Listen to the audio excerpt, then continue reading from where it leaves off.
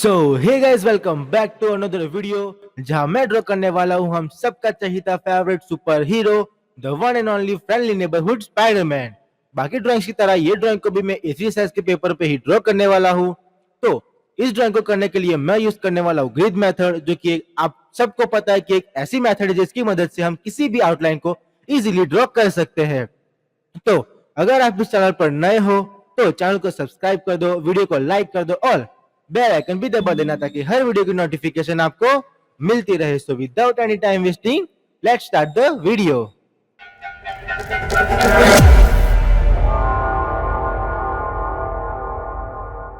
तो सबसे पहले मैं पेपर की चारों तरफ 2 सेंटीमीटर की गैप छोड़ के मार्क बना लूंगा एंड देन मैं उस मार्क के हुए सभी पॉइंट्स को वर्टिकली और हॉरिजॉन्टली ज्वाइन कर लूंगा, जिससे कि हमारी जो ग्रिड है वो परफेक्टली बन के तैयार हो जाए। और बाय द वे, जो रेफरेंस पिक्चर मैंने यूज़ की है अपनी ड्राइंग के लिए, उसकी लिंक मैंने ऑलरेडी डिस्क्रिप्शन में दे रखी है, तो वहाँ पे जाके आप लोग रेफरेंस पिक्चर को डाउनलोड कर सकते हो। और हाँ, वीडियो में मैं एंड तक बताते रहूँगा कि मैंने ड्राइंग को किस तरह से कंप्लीट किया है, तो वीडियो में एंड तक बने रहिएगा। Enjoy the video.